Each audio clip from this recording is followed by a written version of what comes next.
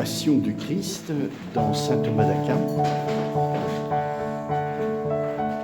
Je vous rappelle un petit peu ce qu'on avait vu la dernière fois et puis nous allons poursuivre.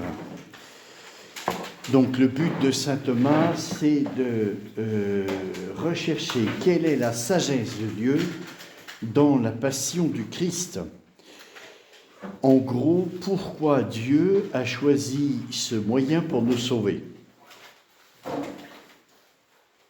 Parce que ça pose beaucoup de questions. Dieu pouvait peut-être faire autrement, mais il a choisi ce moyen-là. Alors le premier article sur la passion du Christ, c'était « Est-ce que cette passion était nécessaire ?» Vous voyez, il y a 3 articles qui se tiennent, le 4e, enfin ils se tiennent tous, mais surtout les 3 premiers, ils sont très liés les uns aux autres. Parce que pour montrer que le Christ pouvait faire autrement, il faut montrer d'une part que c'était nécessaire que ça se passe comme ça s'est passé, mais qu'il y avait une possibilité bien sûr de faire autrement, et du coup, s'il y avait une possibilité, c'est qu'il y a un choix de Dieu. Ça devait se passer comme ça parce que c'est la décision de Dieu, mais comme Dieu pouvait faire autrement, il y a un choix. Et ça sera l'article 3 d'essayer de comprendre pourquoi ce choix de Dieu, que nous soyons sauvés par la passion de Christ. Donc le premier article, c'était de montrer que c'était nécessaire. Et saint Thomas donnait 3 raisons pour montrer que la passion du Christ était nécessaire. D'abord, par nature, ce qui est nécessaire par nature ne peut pas être autrement que ce qu'il est. Par exemple, je lèche ce téléphone, et qu'est-ce qui va se passer? Il va tomber par terre, il va se casser. Ça, c'est une nécessité par nature, ça ne peut pas être autrement que c'est. Alors évidemment, si vous considérez le mystère de Dieu ou la nature humaine du Christ, c'était pas nécessaire, parce que Dieu par nature, il peut pas, il est libre, il fait ce qu'il veut. Ensuite, du côté de la nature humaine du Christ, il n'était pas dans sa nature humaine, elle est comme la vôtre et la nôtre, sauf qu'il subsiste en Dieu, donc elle est parfaite. C'est pas inscrit dans sa nature qu'il devait subir la passion. Et vous vous rappelez, j'avais pris le point de vue philosophique la dernière fois en montrant que la passion, c'est une déchéance au plan philosophique. C'est une déchéance. Et Jésus, dans l'Évangile, parle tout le temps de sa gloire lorsqu'il s'agit de sa passion. C'est pour ça qu'il y a les scandales et folies. Ensuite, il y a la nécessité par contrainte, ce qui s'appelle la violence. Donc, ni Dieu, ni Jésus n'ont subi la passion par la violence. Jésus l'a subi bien sûr violemment, il a subi la passion, mais il a choisi. Il pouvait échapper, puisque quand on l'arrête et qu'on lui demande qui est Jésus, il dit c'est moi. Tout le monde tombe à terre. Il pouvait partir, il pouvait fuir. Avec sa toute-puissance, il pouvait échapper. Donc, et il le dit, chapitre 12 de l'évangile de Saint Luc, combien j'ai ardemment désiré vivre ce baptême. Donc Jésus pouvait échapper. Et puis,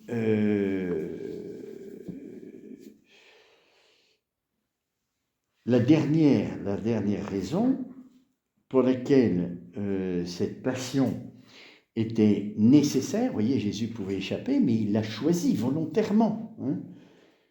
La dernière, c'est que c'était annoncé par Dieu. C'était prophétisé. Et Dieu s'est lié lui-même.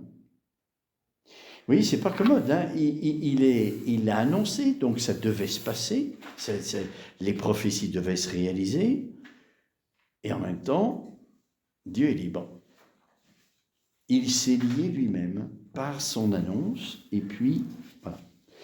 Article 2. Excusez-moi. Oui. C'était annoncé dans la jeunesse. Comment ? C'était annoncé dans la jeunesse. C'était annoncé dans tous les prophètes. La passion de Christ, parce que c'est l'événement majeur du salut de l'homme, de toute l'humanité. Donc dans Isaïe en particulier, mais dans tous les prophètes, c'est annoncé. L'article 2, c'est « Y avait-il pour libérer l'humanité un autre mode possible que celui de la passion du Christ ?» justement. Après avoir montré que c'était nécessaire, mais pas par nature, pas par violence, mais simplement parce que c'était annoncé, donc Dieu s'est lié lui-même, le Christ l'a choisi, et pour nous, c'était nécessaire, c'est dit dans l'Écriture, si le grain de blé tombé en terre ne meurt pas, il reste seul, et Jésus parlait de sa passion. Donc, c'était nécessaire. Jésus se sert de la nécessité de nature. Bon, on va revoir ça, dans l'article 2. Y avait-il un autre moyen pour nous sauver ? Première objection, comment le croire ? Le Seigneur déclare en effet dans Saint Jean, voilà ce que je viens de vous dire, si le grain de blé qui est tombé en terre ne meurt pas, il demeure seul, mais s'il meurt, il porte beaucoup de fruits. Et saint Augustin précise que sous ce mot de grain, le Christ se désignait lui-même. Donc, s'il n'avait pas enduré la mort, il n'aurait pu obtenir autrement le fruit de notre libération. Oui, dans l'article 1, la seule nécessité, elle se prend, non pas, encore une fois, en soi, mais elle se prend selon la fin à obtenir. La fin à obtenir, c'est le salut de l'humanité. Alors, l'article 2, donc la première objection, c'est Jésus qui parle de grains de blé tombés en terre et qui meurt pour porter le fruit. Donc il semble que Dieu ne pouvait pas faire autrement, puisque Jésus prend cette analogie du grain de blé tombé en terre et qui meurt pour porter du fruit. Donc il semble que Dieu ne pouvait pas faire autrement. Est-ce que ce n'est pas le seul endroit où alors par contre l'humanité n'avait pas le libre choix? Parce que c'est une succession de lâcheté, de trahison qui ont mené aussi à cette mort. Donc est-ce que, vous voyez ce que je veux dire? Est-ce que c'est le seul Les circonstances, si j'ai bien compris votre question, les circonstances ont fait que ça devait aboutir là. À cause de la faiblesse de l'humanité, à cause de ça. Mais ça aurait pu changer si un seul avait dit non. Oui, tout à fait. Ça aurait pu changer si les hommes n'étaient pas pécheurs. Et ils ont tous trahi, et tout ça a amené la passion du Christ, la haine, la jalousie, et bien d'autres choses, le péché d'orgueil, qui a fait que le Christ est mort comme ça. Ce que je veux dire, c'est Dieu. Le fait que ça ait été prévu à l'avance, est-ce que ça laissait vraiment la possibilité aux hommes de se conduire différemment de la façon dont ils se sont conduits? Et saint Thomas va poser la question. La préscience de Dieu, est-ce que ça pouvait, Dieu, c'est un choix de Dieu. Donc, une fois que Dieu a pris la décision, est-ce que ça pouvait se passer autrement? Voilà. Est-ce que la détermination que Dieu, dans son choix, a fait pour le salut de l'humanité, est-ce que ça pouvait se passer autrement que comme ça s'est passé? Alors, on va voir ça.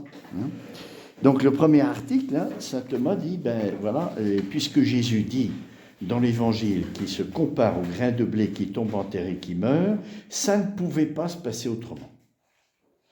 Alors, que dit le 7 contrat? On lit dans saint Augustin, le mode selon lequel Dieu a daigné nous libérer par le médiateur entre Dieu et les hommes, Jésus-Christ lui-même, nous affirmons qu'il est bon et convient à la dignité de Dieu. Néanmoins, montrons aussi qu'il y avait encore d'autres modes possibles pour Dieu au pouvoir de ce qui toutes choses sont également soumises. Donc ça, c'est saint Augustin.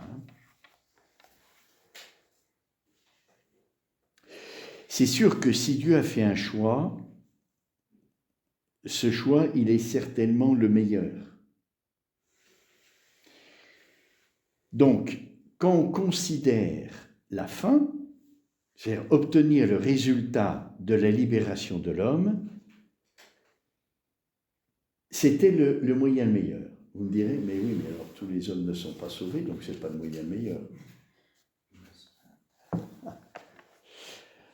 En considérant ce qu'est l'homme aussi. Vous voyez, Dieu ne laisse l'homme libre, mais en considérant cette liberté de l'homme, le moyen que Dieu a choisi était le meilleur.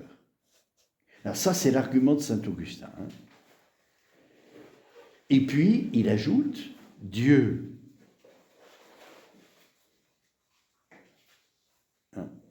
néanmoins, montrons aussi qu'il y avait encore d'autres modes possibles pour Dieu, au pouvoir de qui toutes choses sont également soumises. Dieu est tout-puissant. Il peut tout faire. Alors, l'argument de saint Thomas. Le possible et l'impossible peuvent s'entendre d'une double manière, soit simplement et absolument, soit hypothétiquement. À parler simplement et absolument, il était possible que Dieu sauvât l'homme par un autre mode que par la passion du Christ. Car, comme on lit dans saint Luc, rien n'est impossible à Dieu. Si vous considérez le mystère de Dieu lui-même, qui est tout-puissant, il pouvait faire autrement. Mais si l'on se place dans une hypothèse donnée, cela était impossible. Et l'hypothèse donnée, c'est la finalité, le but à atteindre. Le choix de Dieu, c'est toujours, puisque Dieu est absolument bon, c'est toujours un choix d'amour, donc il n'y a pas de meilleur choix que ce que Dieu choisit. Donc c'était impossible. Et si vous considérez la toute-puissance de Dieu, il pouvait tout faire et faire autrement. Rappelez, la dernière fois, on avait posé la question, est-ce que ça ne serait pas plus miséricordieux pour l'humanité que Dieu nous pardonne sans la croix ? La miséricorde aurait été gratuite, sans justice, sans justification, sans satisfaction plutôt, sans justice. Ça aurait été plus miséricordieux que Dieu fasse un pardon absolu, sans rechercher de satisfaction. Si Dieu a choisi ce moyen-là, c'est que c'est encore plus miséricordieux que le pardon absolu. Pas facile à encaisser. Comment la préscience de Dieu pourrait-elle se tromper et sa volonté ou son plan être annulé ? Or, admis que la passion du Christ ait été connue et ordonnée d'avance par Dieu, il n'était plus en même temps possible que le Christ ne souffrit pas ou que l'homme fût libéré par un autre mode que par sa passion. La raison est la même que pour tout ce qui est connu et ordonné à l'avance par Dieu, comme on l'a montré dans la première partie. Une fois que c'est décidé par Dieu, ça peut passer que comme ça. Alors, ça ne nous dit rien sur le choix de Dieu. Pourquoi il a pris ce mode-là ? Mais une fois que c'est décidé, c'est sûr. La seule chose qu'on sait dans le premier article, alors après dans l'article 3, il va détailler pourquoi Dieu a pris ce mode-là. La seule chose qu'on sait, c'est que dans l'article 1, il dit que la seule nécessité qui peut obliger Dieu, entre guillemets, c'est l'amour, c'est-à-dire la fin. C'est la seule. Et ici, on montre que Dieu pouvait faire autrement si on ne regarde pas la fin, parce qu'il est tout-puissant, mais c'est impossible si on regarde un facteur particulier. Ici, c'est la finalité. Donc, c'est pas très compliqué.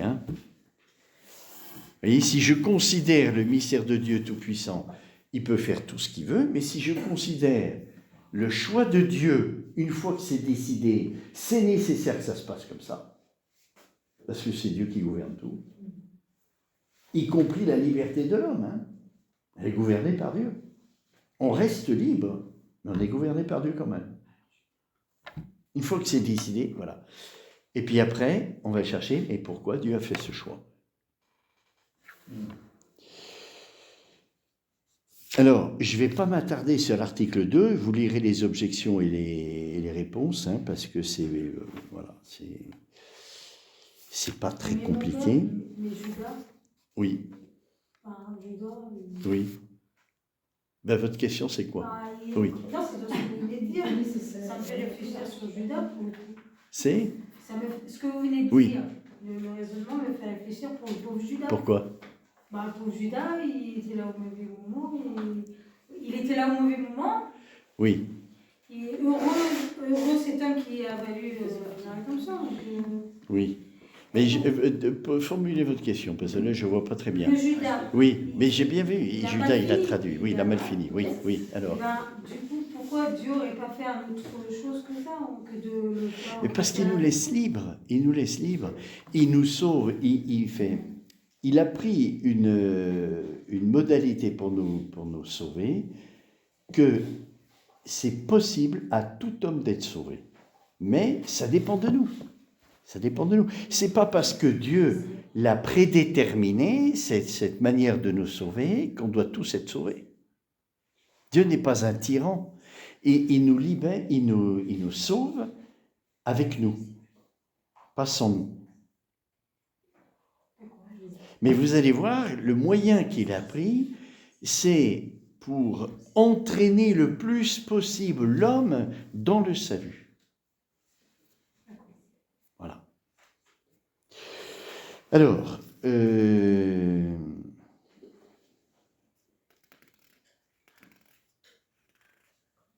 oui, je lis quand même la deuxième objection de l'article 2. Hein. En disant à son père, si c'est possible que ce calice s'éloigne de moi, pourtant qu'il en soit non pas comme je le veux, mais comme tu le veux. Le Seigneur parle du calice de sa passion. La passion ne pouvait donc être évitée, et c'est pourquoi saint Hilaire écrit « Ce calice ne peut passer sans qu'il le boive, car nous ne pouvions être rachetés que par sa passion. » Vous vous rappelez, hein, quand Jésus dit que ce calice s'éloigne, et puis il se reprend en disant en quelque sorte, hein, « Non pas ma volonté, mais la tienne ». Comment comprendre ça? Alors, je crois qu'il faut le comprendre à partir du choix qu'a fait Jésus. Jésus a choisi de vivre cette passion pour nous sauver. Et donc, quand il dit que ce calice s'éloigne, c'est pas que Jésus refuse la passion. Il l'a accepté, il l'a choisi. Mais qu'est-ce qu'il refuse en disant c'est quelque chose dans sa passion, c'est pas la passion elle-même, il l'a acceptée, il l'a choisie. Mais c'est quelque chose dans cette passion qui voudrait écarter. Alors c'est quoi? C'est quelque chose de son humanité. Hein? C'est quelque chose qui vient de son humanité. Vous pensez à quoi? À la souffrance. Hein? À la souffrance. Oui, par exemple, la Vierge Marie. Hein? Que ce calice s'éloigne. La souffrance, non, il l'a choisi. Le Christ a choisi cette passion. Oui. Hein? Il le dit explicitement. Hein? Alors, c'est sûr que notre père fondateur développait beaucoup cet aspect-là en disant que c'était, connaissant la fragilité de l'homme, il voulait éviter que toute l'humanité soit entraînée dans sa passion. Parce que le Christ vivant sa passion et nous recevant la grâce du Christ, notre grâce, elle est marquée par ça. Donc on est un peu entraîné à la suite du Christ. Si on veut suivre le Christ, ben, ça passe par la croix. Hein. Il n'y a rien à faire. Est-ce qu'on pourrait, enfin je ne sais pas, j'en sais rien, peut-être ça peut c'est les deux, est-ce qu'on pourrait interpréter ça comme, si c'est possible que cette coupe passe loin de moi, en fait que le Christ expérimente la liberté de l'homme jusqu'au bout, c'est-à-dire qu'il soit devant un choix, c'est-à-dire qu'il pourrait y échapper, parce qu'il est libre comme homme, mais il va se soumettre, en fait c'est comme si cet acte de liberté était un peu ultime, et qui nous entraînait derrière lui à faire ce même acte. À faire ce même choix. Ouais. Oui, tout à fait. Ah, si. Oui, c'est ce qu'on va voir, c'est que le Christ a voulu vivre cette passion pour s'impliquer lui-même dans la passion. C'est-à-dire, il ne nous a pas sauvés de l'extérieur en nous pardonnant, mais il a voulu lui-même porter, c'est-à-dire être à nos côtés et s'investir lui-même dans. Il est à la fois celui qui juge et celui qui répare.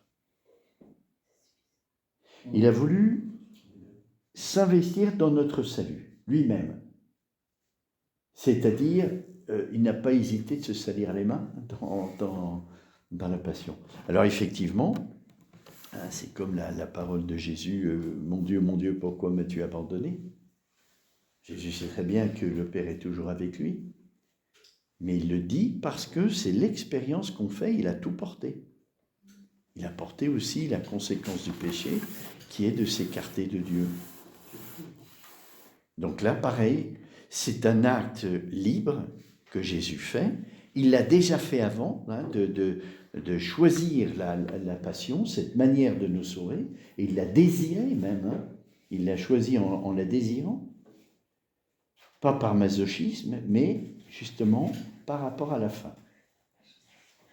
Et à un moment donné, il y a quelque chose dans cette passion que Jésus voudrait éviter.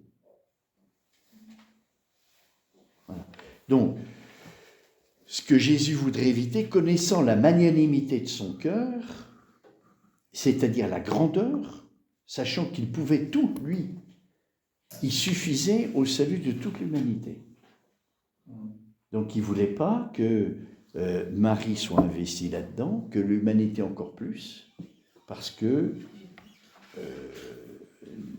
on n'a pas la force du Christ, et ni sa détermination. Donc que ces couples s'éloignent.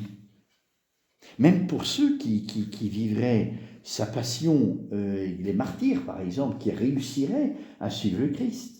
C'est pour nous éviter quelque chose qui est à mal.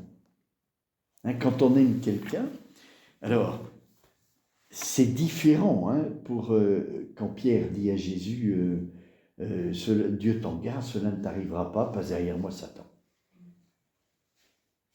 Quand Jésus dit que cette coupe s'éloigne parce qu'il veut nous éviter la souffrance, c'est pas tout à fait la même chose. Et on va le voir dans l'article 3. Si Jésus dit ça à Pierre, c'est parce que il veut par là montrer combien Dieu aime l'homme. Donc si Pierre veut empêcher que Jésus vive la croix, il veut empêcher que Dieu démontre son amour. Tandis que pour Jésus, éloigner la souffrance de l'homme, c'est pas pour éviter que l'homme montre son amour pour Dieu, parce qu'il peut le montrer autrement. Tandis que pour l'homme, voir combien Dieu nous aime, si Dieu nous avait pardonné comme ça, on n'aurait pas vu combien Dieu nous aime. Combien Dieu nous aime, pardon. Il fallait sa passion. Parce qu'à travers la souffrance, il n'y a que l'amour qui est capable de la porter et de la dépasser. Parce que c'est le contraire du bien, le mal, la souffrance. Donc il n'y a que le contraire qui peut porter son contraire et le dépasser, c'est une démonstration d'amour. Enfin, moi je comprends comme ça. Alors, donc, saint Thomas dit, il faut faire la même réponse à la deuxième difficulté. Si ce calice ne peut passer sans que je le boive, c'est parce que tu l'as ainsi ordonné. Ainsi, le Seigneur ajoute-t-il, que ta volonté se fasse. C'est alors, saint Thomas n'entre pas dans les raisons pour lesquelles il dit simplement, parce que Dieu l'a ordonné, Jésus obéit jusqu'au bout. Il obéit jusqu'au bout à la volonté du Père. Voilà. ce qui... une obéissance pleine d'amour, hein, c'est parce qu'il aime le Père qu'il veut lui obéir jusqu'au bout. Et s'il a dit que cette coupe s'éloigne, c'est pour nous, c'est pas par rapport à son Père, pas par rapport à lui, pour nous. Alors, je lis quand même aussi la troisième objection, parce qu'elle est intéressante. La justice de Dieu exigeait que l'homme fût libéré du péché par la passion du Christ. Or, le Christ ne pouvait transgresser sa justice. Si nous devenons infidèles, dit saint Paul, lui demeure fidèle. Il ne saurait se renier soi-même. Ne serait-ce point se renier que de nier sa justice, puisqu'il est lui-même la justice. Il semble donc qu'il n'était pas possible que l'homme fût libéré autrement. Vous voyez, la satisfaction, hein, c'est la justice. Donc c'était impossible, il fallait quand même satisfaire. Le péché est une violence faite à Dieu. Le péché, c'est refuser l'amour de Dieu. C'est une injustice par rapport au lien qu'on a avec Dieu, refuser son amour. Un amour donné gratuitement, le refuser. Hein, c'est une offense faite à Dieu, et comme Dieu a une majesté infinie, cette offense est infinie. Donc il fallait réparer, en justice. Il fallait réparer, c'est l'objection. Donc la passion de Christ était nécessaire, Dieu ne pouvait pas faire autrement. Et qui pouvait réparer? Pas nous. Il n'y a que Jésus qui pouvait réparer. Parce qu'il faut une réparation infinie par rapport à une offense infinie. Donc la passion était nécessaire. En justice. Alors vous diriez quoi? Hein? Vous avez vu l'objection, hein? Le péché, Jésus est venu nous libérer de quoi? Du péché. Nous pardonner nos péchés. Le péché est une injustice par rapport à Dieu. La justice règle les rapports personnels. On commet une injustice en refusant Dieu. Et c'est une injustice qui a une taille infinie. Parce que Dieu a une majesté, une dignité infinie. Donc, en justice, il fallait réparer. Donc la passion était inévitable. Alors, réponse, que dit? La justice de Dieu dépend elle-même de la volonté divine qui exige du genre humain une satisfaction pour le péché. Et une des raisons pour laquelle il y a la passion, c'est la satisfaction. Hein. C'est une volonté de Dieu. Hein. Si Dieu avait voulu que l'homme fût libéré du péché sans aucune satisfaction, il n'eût pas agi contre la justice. Si Dieu avait pardonné sans satisfaction, il n'aurait pas commis d'injustice.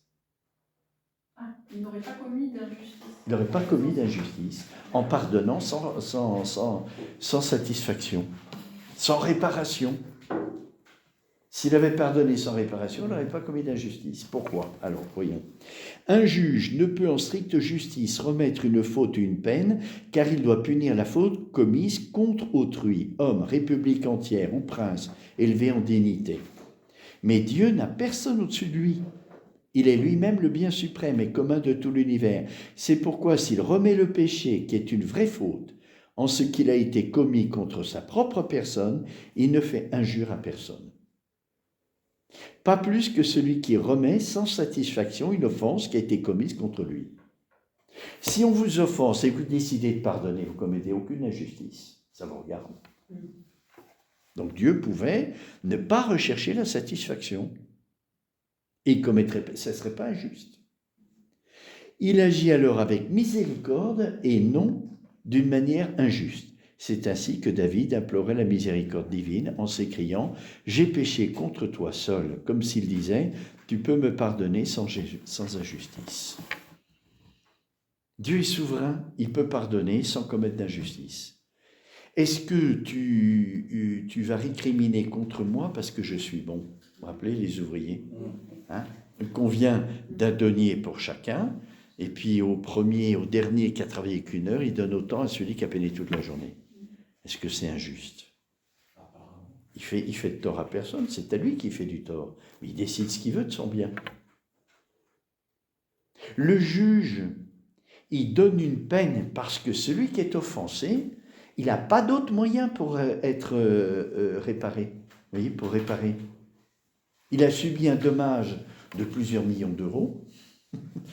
Bon, s'il ne passe pas par la justice, il n'a pas d'autre moyen. Donc le juge, il doit infliger une peine et une réparation. Parce qu'il y a une contrainte. Mais Dieu, il n'est pas obligé. Alors, la quatrième objection, toujours l'article 2, la justice ne peut souffrir d'erreur, or les anciens pères ont cru que le Christ souffrirait. Il semble donc qu'il pouvait en être différent. Il ne pouvait pas être autrement. La loi des hommes, comme les divines écritures qu'elle établit, s'appuie sur la préscience et le plan divin. Aussi, la nécessité qui dérive des assertions de la foi est-elle de même nature que la nécessité qui provient de la préscience, comme les prophéties. Les prophéties, elles doivent se réaliser. Dieu s'est lié pieds et poings avec les prophéties. Mais ce n'est pas une entrave à la liberté, c'est parce que Dieu l'a décidé comme ça. Et donc tout doit se réaliser comme Dieu l'a décidé. Donc ça a été annoncé et ça s'est réalisé. Mais Dieu n'a pas, comme on a dit la dernière fois, vous voyez, Dieu n'a pas voulu accomplir les Écritures. Mais de fait, tout ce qui s'est passé, les ont accomplis. Vous voyez la différence? Dieu ne s'est pas rendu prisonnier de lui-même. Il s'est engagé et donc il doit aller jusqu'au bout. C'est pas ça. Il l'a annoncé et puis ça s'est réalisé selon la volonté de Dieu. Mais il ne l'a pas fait pour que les prophéties soient réalisées. Il l'a fait parce que c'est le chemin d'amour. Voilà. Alors, article 3. Y avait-il pour libérer le genre humain un moyen mieux adapté que la passion du Christ? Alors voilà. Pourquoi Dieu a fait ce choix de la passion? Première difficulté. À première vue, on le croirait, la nature dans ses opérations imite les œuvres divines, car elle est mue et régie par Dieu. Or, la nature n'emploie pas deux moyens là où un seul peut suffire. Étant donné que Dieu pouvait libérer l'homme par sa seule volonté, pourquoi y ajouter encore la passion de Christ? Dieu a décidé que l'homme serait sauvé. Cet acte de volonté suffit, pourquoi ajouter la passion? La nature, elle a un processus qui vient de la sagesse de Dieu. Elle se déroule nécessairement selon... Il y a des accidents de temps en temps, mais qui sont compris dans le gouvernement de Dieu. Mais il y a une nécessité dans ce qui se passe dans la nature. Les 4 saisons, vous ne les changerez jamais. Alors elles sont plus ou moins courtes, plus ou moins, etc. Eh bien, puisque c'est la sagesse de Dieu dans le salut de l'humanité, elle ne peut pas non plus, selon l'économie divine, ajouter des moyens et en rajouter. Surtout la passion, c'est quand même un investissement qui semble contraire à l'économie. C'est excessif, la passion. C'est excessif. Alors, le raisonnement l'argument d'autorité, Saint Augustin écrit: pour guérir notre misère, il n'y avait pas de mode mieux adapté que la passion du Christ. À cause de la misère humaine. Que dit saint Thomas? Un moyen est d'autant plus en harmonie avec une fin que les avantages qui en résultent pour cette fin sont plus nombreux. Pourquoi, en considérant la fin, la passion était nécessaire? C'est que pour atteindre la fin, il y a plus de bénéfices pour l'homme. Donc Dieu, quand il a fait ce choix du salut par la passion, C'est parce qu'il y avait plus de bénéfices pour l'homme que s'il n'y avait pas eu la passion. Vous voyez, la nécessité, elle vient de la finalité. C'est pour le bien de l'homme. Elle vient de la fin. Dieu a choisi ce moyen parce que c'est le meilleur pour le bien de l'homme. Est-ce que c'est le meilleur pour le bien de l'homme de pâtir? De suivre le Christ dans sa passion? C'est ce qu'il y a de mieux pour l'homme? Pourquoi? Pourquoi c'est ce qu'il y a de mieux, hein? Or, non seulement la passion du Christ a libéré l'homme du péché, mais elle lui a procuré de nombreux profits pour son salut. Tout d'abord, en effet, par la passion du Christ, l'homme a connu combien Dieu l'aimait, et il fut ainsi provoqué à aimer Dieu en retour. C'est en cela que réside la perfection du salut de l'homme. Aussi saint Paul écrit aux Romains, Dieu prouve son amour pour nous en ce que lorsque nous étions encore pécheurs, le Christ est mort pour nous. Première raison pourquoi Dieu a choisi la passion, c'est la démonstration de l'amour que Dieu a pour l'homme. C'est la première raison que donne saint Thomas. Pour montrer à l'homme combien Dieu l'aimait. Il n'y avait pas de meilleur moyen. Pas de meilleur moyen que la passion de Christ. Pourquoi? Parce qu'à travers la souffrance, on voit mieux l'amour.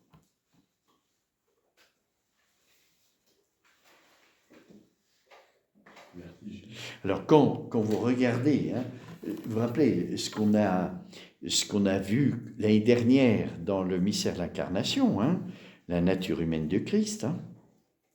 Dieu a choisi un sein maternel complètement immaculé, imprégné d'amour. Une nature humaine qui est une plénitude de grâce, qui subsiste dans le Verbe. Une nature humaine absolument parfaite. C'est le mystère de l'agneau. La passion dans le Christ a été quelque chose d'effroyable. D'effroyable, vu la manière dont l'incarnation s'est faite. Ça ne pouvait pas être pire. Ça ne pouvait pas être pire. Alors c'est la démonstration de l'amour. Vous voyez, Dieu s'est incarné pour faire de la nature humaine du Christ un agneau. Une nature humaine absolument parfaite. Et par la plénitude de grâce, il pouvait montrer mieux l'amour. La plénitude de grâce dans l'âme de Christ, c'est une conséquence de l'union du Verbe avec la nature humaine du Christ, vous vous rappelez, l'union de la nature humaine du Christ avec le Verbe, c'est une attraction d'amour substantielle. C'est l'amour divin qui attire cette nature humaine à lui et qui la fait subsister en lui. Donc, dans son âme, Jésus a une plénitude de grâce. Donc, tout ce qu'il disait, tout ce qu'il faisait, y compris la passion, montre encore mieux l'amour. Parce qu'il a une délicatesse d'amour infinie.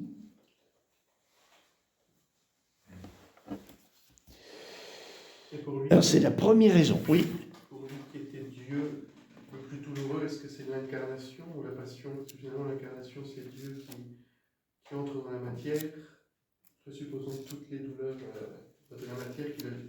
Alors, Dieu entre dans la matière, il s'associe la matière, mais il n'entre pas dedans.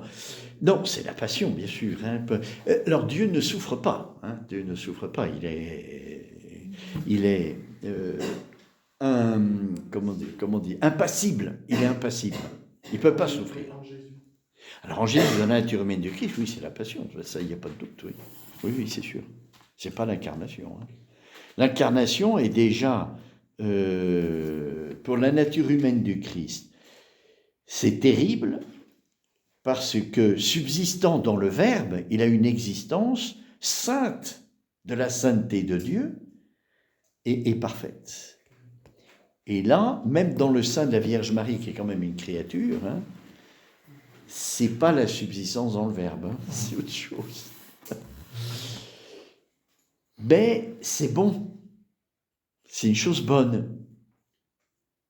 Alors, je ne sais pas si on peut parler de souffrance, là. Et s'il a voulu la matière pour sa créature qu'il aime, Si, pardon. s'il a voulu la matière, Oui.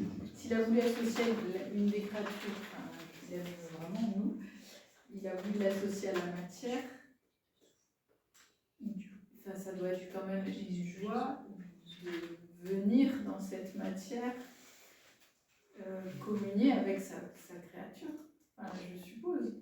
Oui. En tout cas, il a bien choisi sa créature. Alors, le père Thomas de Haut, qu'on a vu pendant la semaine sainte, dit il y a une chose que Dieu ne pouvait pas faire comme démonstration d'amour, c'est mourir. Il n'y a que l'homme qui peut mourir, même les anges ne peuvent pas mourir. Donc, Dieu s'est incarné pour que la mort puisse exister en lui. Une mort qui soit une offrande d'amour. C'est incroyable, hein? C'est pour ça que Père Thomas de Haut dit il a désiré cette passion parce que c'était la seule chose qui lui manquait comme manifestation d'amour. Il ne pouvait pas mourir. Donc il a assumé une nature humaine pour connaître la mort en lui. C'est fou. Il n'en avait pas besoin parce qu'il a un amour infini. Mais comme manifestation d'amour, il lui manquait ça. C'est incroyable, hein? Il faut quand même le trouver, quoi. L'anéantissement dont parle Paul, du coup, c'est la passion. Oui. Oui. Ben déjà, l'incarnation, c'est un anéantissement. Hein. Est-ce que ça appartient à la dignité de Dieu de devenir un embryon humain? Dieu ne change pas hein, dans l'incarnation. Mais l'abaissement va jusque-là, et dans la passion, elle va encore beaucoup plus loin. Alors, deuxième raison. La première raison, donc, c'est la démonstration d'amour que Dieu a pour l'homme. Deuxième raison, par la passion, le Christ nous a aussi donné un exemple d'obéissance, d'humilité, de constance, de justice et des autres vertus qui sont nécessaires au salut de l'homme. Saint Pierre le souligne, le Christ a souffert pour vous, vous laissant un modèle afin que vous suiviez ses traces. Donc, ça, c'est un peu la cause exemplaire. Hein. C'est-à-dire que le Christ nous a donné l'exemple héroïque hein, d'une obéissance et d'une humilité. Jusque-là, il a subi toutes les humiliations. Et des humiliations qui sont à la taille de sa dignité. Le Christ, dans sa nature humaine, il est divinisé complètement par sa subsistance. Hein. Donc, être humilié pour un être qui a une dignité quasi infinie, c'est une humiliation qui touche le fond, quoi. Et pourquoi il fallait ça? Pourquoi il fallait ça? Pour réparer l'orgueil de l'homme. L'humilité, c'est le contraire de l'orgueil. Et comme l'orgueil est une offense infinie, il fallait une humiliation quasi infinie pour la satisfaction. Par la passion, le Christ nous a d'abord donné donc l'exemple d'obéissance, humilité, etc., etc., etc. Troisième raison. Hein, donc, première raison, c'est l'amour. Hein. Vous voyez, c'est intéressant parce que ce n'est pas le péché qui est la première raison de la passion. C'est l'amour. Nous, on a toujours un regard un peu de culpabilité et de, comment dirais-je, de moralisant. Hein. La passion, c'est parce qu'on a péché. C'est vrai, mais c'est beaucoup plus que ça. C'est pour nous montrer combien Dieu nous aime.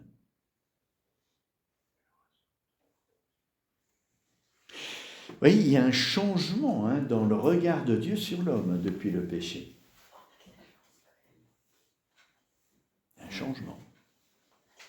Le gouvernement est passé au Fils. Donc c'est un fameux changement dans le gouvernement de Dieu.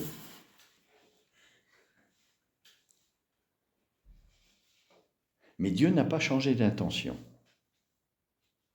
L'intention, c'est toujours le salut de l'homme. Alors, c'est intéressant. Dieu a toujours eu l'intention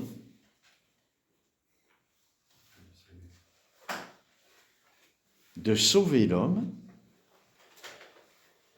Est-ce que c'est par la passion.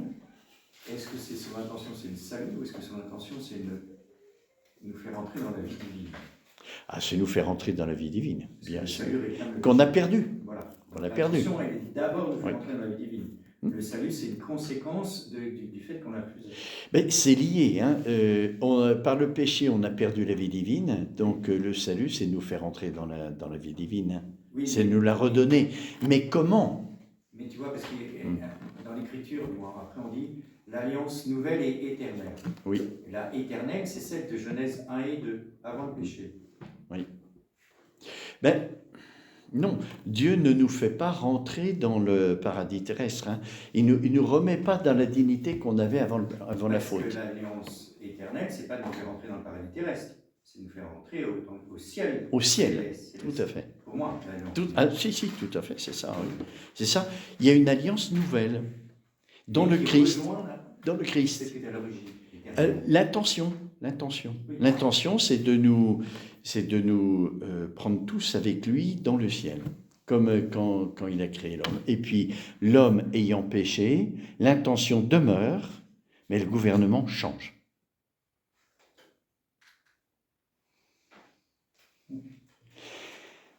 Vous voyez, alors, il y a quelque chose d'intéressant, c'est que l'intention demeure, parce que Dieu, il ne change pas. Le gouvernement change. Et si Dieu ne change pas? Comment comprendre ça?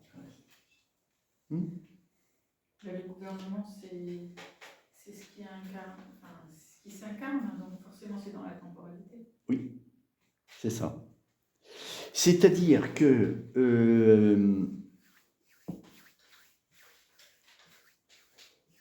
Dieu sait que c'est son amour réciproque avec le Fils qui peut tout reprendre.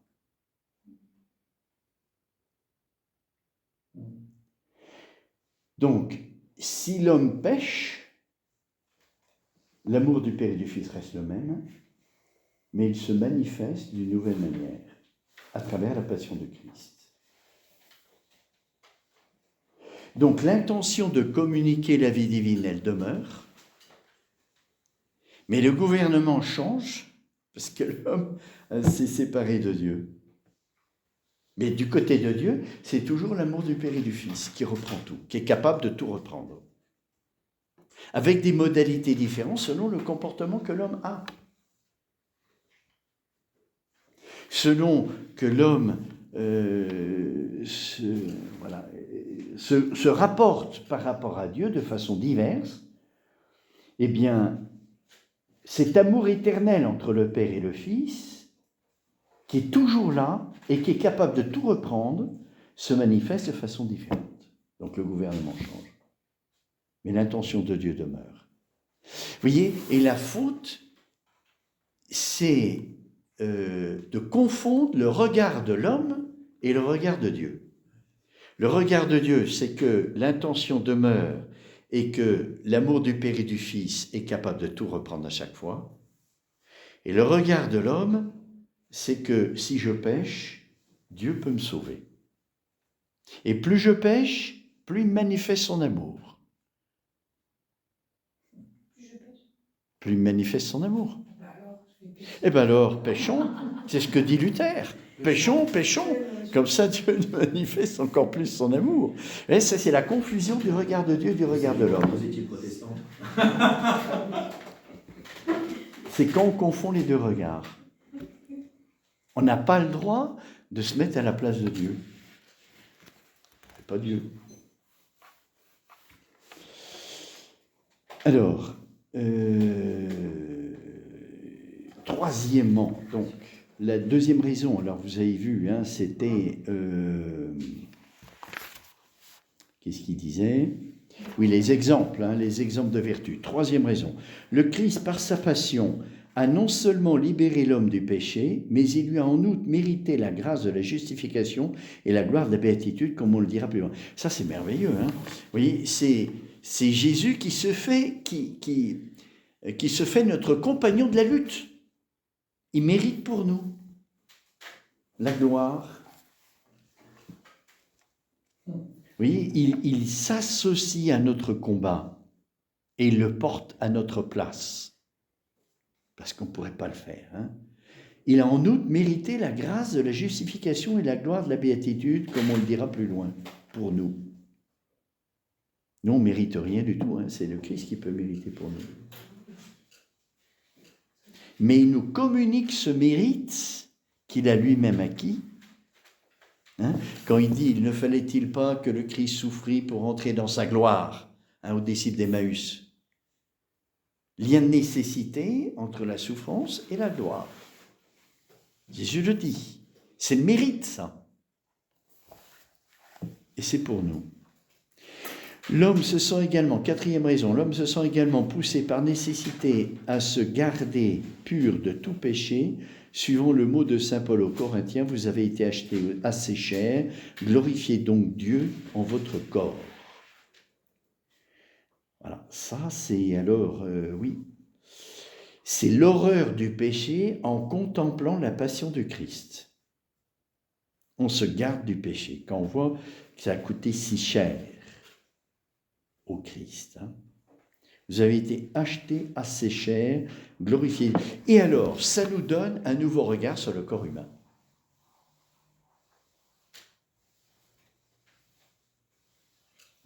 La dignité du corps humain, c'est l'offrande d'amour à Dieu. C'est un nouveau regard. La passion du Christ nous donne un nouveau regard sur le corps de l'homme. Vous voyez, au moment de la mort, on offre notre corps, notre âme à Dieu, hein, puisque c'est la séparation du corps et de l'âme, hein, c'est une brisure substantielle pour nous. Le Christ l'a vécu et donne un nouveau sens à la mort. Ça peut être un acte d'adoration, porté dans l'amour. Il a transformé complètement notre vie en vivant la passion. Cinquième raison, l'homme a atteint à une plus haute dignité. Vaincu et trompé par le diable, l'homme devait le vaincre à son tour. Ayant mérité la mort, l'homme devait aussi, en mourant, l'emporter sur la mort. Rendons grâce à Dieu, écrit saint Paul aux Corinthiens, car il nous a donné la victoire par notre Seigneur Jésus-Christ. Donc la cinquième raison, c'est le démon. En péchant, l'homme s'est mis à la remorque du démon. Et il fallait que l'homme soit vainqueur du démon, qui est plus puissant que la nature humaine, pour nous redonner notre dignité, c'est-à-dire pas avoir peur du démon, avec la grâce qui nous habite.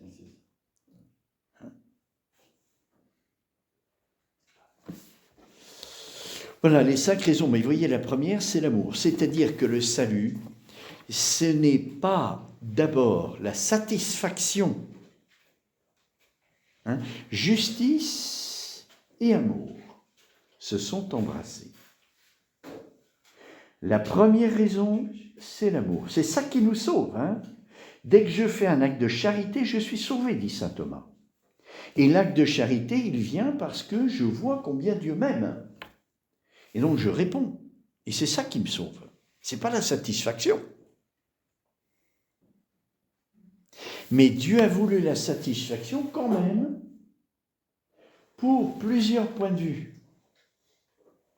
D'abord, pour nous redonner notre dignité, parce qu'on participe à notre relèvement. Donc c'est plus digne pour nous. Pour nous donner la juste mesure de l'orgueil de l'homme, du péché.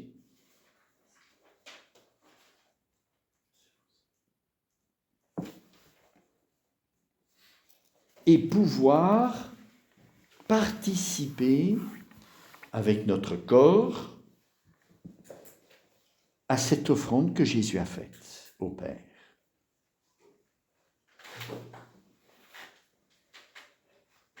Vous voyez, là, je crois qu'il y a un regard qu'il faut avoir sur notre salut qui n'est pas d'abord un regard de justice. Hein. La satisfaction, c'est la justice.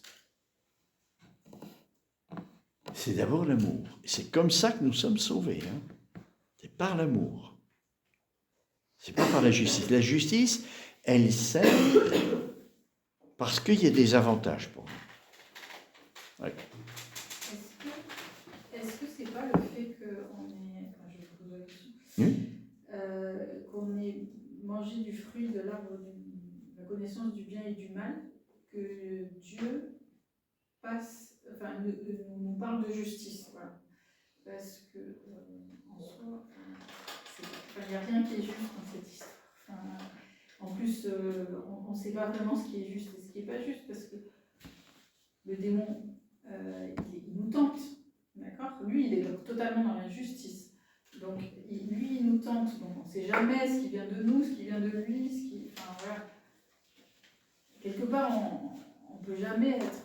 la justice, c'est quelque chose qui est précis, qui est droit, qui est carré, machin. On n'est jamais là-dedans. On ne peut pas être là-dedans. C'est-à-dire le discernement par rapport au bien et au mal, c'est tellement difficile parce que tout est mêlé, que la seule solution, c'est l'amour. C'est l'amour. Ouais. Se laisser attirer par Dieu. Mais ce que je veux dire, c'est qu'au départ, dans le péché originel, on a choisi une voie de justice, en fait. On a choisi de discerner le bien et le mal par nous-mêmes. Donc, en fait, on a choisi une voie de justice. Oui, alors oui, c'est ça, mais c'est ça l'orgueil. C'est ça l'orgueil, c'est de ne pas vouloir faire confiance à Dieu jusqu'au bout, qui nous conduit justement par cette confiance. Et de vouloir par soi-même avoir la connaissance prétendue que Dieu avait de tout. Et anticiper la vision béatifique, savoir tout, connaître tout, parce qu'il ne connaissait que le bien. Et le démon tente en disant, mais voilà, vous êtes prédestinés à avoir Dieu, c'est-à-dire à tout savoir, tout connaître. Comment Dieu peut-il vous interdire de connaître le bien et le mal? C'est contradictoire. Il ne peut pas vous conduire à la connaissance totale en vous empêchant de connaître le mal. C'est pas possible. Sauf que le mal, c'est pas métaphysiquement, c'est pas la même chose que Dieu. Ah ben oui, ça c'est sûr. C'est sûr, mais c'était la tromperie du démon. C'était la tromperie du démon de faire croire à une connaissance totale comme, voilà, qui est celle de la vision béatifique, tout connaître, tout savoir. Et montrer l'incohérence de la conduite de Dieu sur l'homme. Alors c'est l'homme qui va discerner comment Dieu nous conduit. Ça, c'est la justice suprême. Hein. C'est faire passer notre intelligence devant la foi. La foi, c'était de faire confiance à Dieu, qui nous a montré un chemin pour aller à la vision béatifique, et l'homme, sous l'influence du démon, pense qu'il y a une faille. Il y a une faille. Et à cause du péché, on est obligé d'utiliser la justice ici-bas. Parce que sinon, on s'entretue tous. Enfin, je veux dire, il n'y a plus de... La justice, c'est le moindre mal qu'on a trouvé sur la terre pour faire régner un petit peu d'ordre. En fait. Oui. C'est la loi. Oui, La loi de Moïse, elle a été donnée pour éviter le pire. Pour éviter le pire. Pour éviter les débordements de l'homme dans le mal. Donc Dieu a donné la loi pour limiter les dégâts. Mais la nouvelle alliance, justement, c'est une alliance d'amour qui va beaucoup plus loin. Alors, la réponse à la première objection, puis on va s'arrêter là.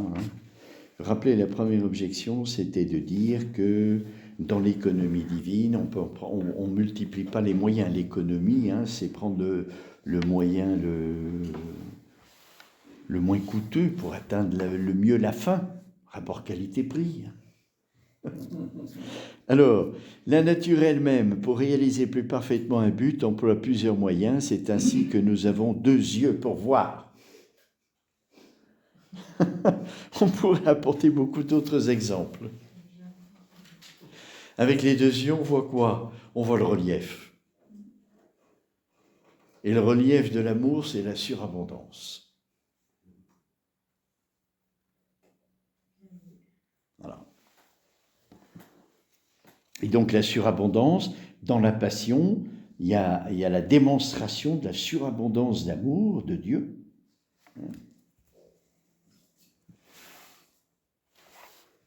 Parce que la passion n'a pas épuisé toute la démonstration, tout l'amour que Dieu portait en lui.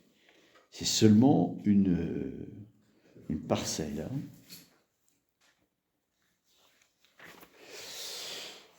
Voilà, alors on va s'arrêter là.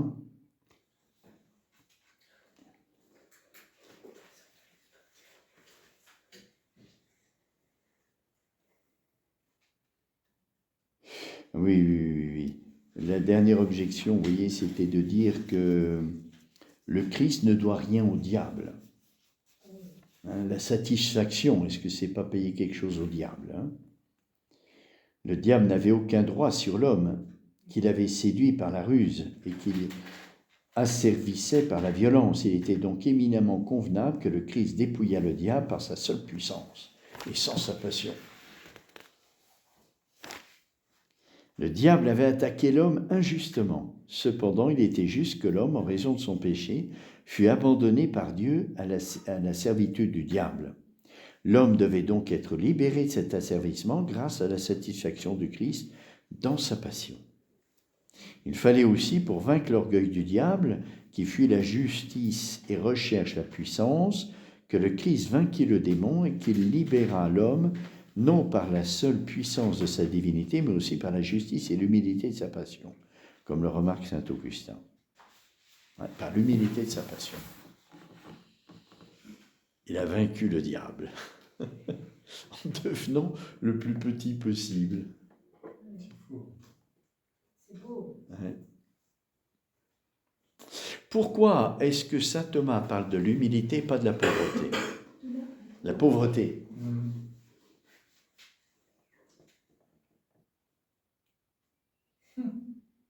Jamais vous trouvez pauvreté là. Pourquoi il n'utilise pas innocence? Pourquoi il n'utilise pas le mot innocence. Innocence. C'est son innocence qui cloue le diable, non? C'était le diable. C'est son amour. Oui. Son amour qui est manifesté par l'humilité. Alors l'humilité, elle est encore plus visible dans l'obéissance, je crois. Mais est-ce que si on est en justice, plus ou moins là, en justice, l'humilité, on s'en fout. C'est de condamner quelqu'un qui est innocent, qui montre que la justice n'est pas respectée, et donc que le juge qui a condamné est un juge inique. C'est pas une question d'humilité. Oui. C'est plus du moins. La question, c'est est-ce que c'est pas quel est le lien entre la condamnation du démon et la condamnation, entre guillemets, que le démon fait de l'innocent, pas de l'humble. Oui. Alors, plus tard. Plus tard peut-être, j'en sais rien moi. En tout cas, oui, il va en parler à l'article 4, de toutes les conséquences de la passion de Christ par rapport aux vertus, justement. Alors, pourquoi saint Thomas parle de l'obéissance, de l'humilité? Je crois que c'est parce que l'humilité, elle s'acquiert, tandis que la pauvreté, c'est un don de Dieu. Et dans la réflexion théologique de saint Thomas, on a plus de prise sur une vertu qui s'acquiert que sur un don de Dieu, évidemment. Donc, on pourrait parler de la pauvreté en théologie mystique, ça oui, sûrement. Hein? Parce que c'est directement lié à l'amour. Est-ce que l'humilité, elle n'est pas proportionnelle aussi à la puissance qu'on a, À la puissance qu'on a. Oui, au pouvoir qu'on a, en fait. Si plus on est puissant et qu'on n'exerce pas ce pouvoir, plus Mais on qu'est-ce que ça veut dire, plus on est puissant?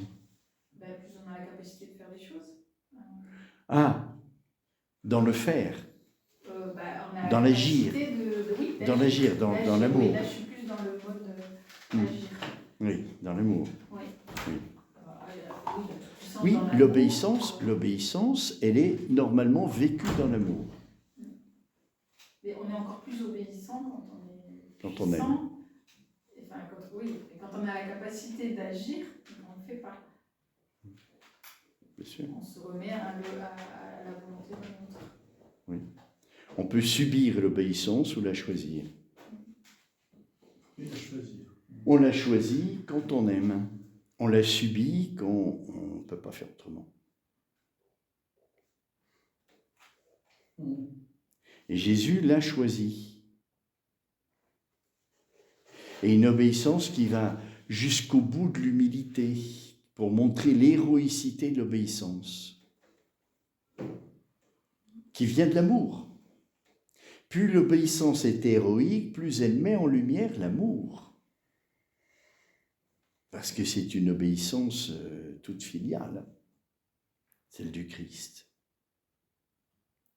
Plus il descend profondément dans l'humiliation, plus il met en lumière son obéissance et donc son amour pour le Père. Oui, pensez que la dignité d'un Romain, c'est de ne pas avoir le droit d'être crucifié. D'avoir le droit de ne pas être crucifié. Oui, d'avoir le droit de ne pas être crucifié. Et Jésus, il est crucifié. Il est plus qu'un Romain. Hein. Voilà, on pourrait décliner toutes les injustices et les humiliations que le Christ a subies. Ça nous donnerait une belle lumière sur la profondeur de l'amour que Jésus a démontré à travers sa passion. Et je crois que c'est ça qu'il faut garder en mémoire. Hein. C'est la manifestation de l'amour. C'est ça, en premier lieu. On est sauvé par ça. Oui, surtout pendant le temps de carême où on fait, c'est un temps de pénitence et on fait des efforts. Hein.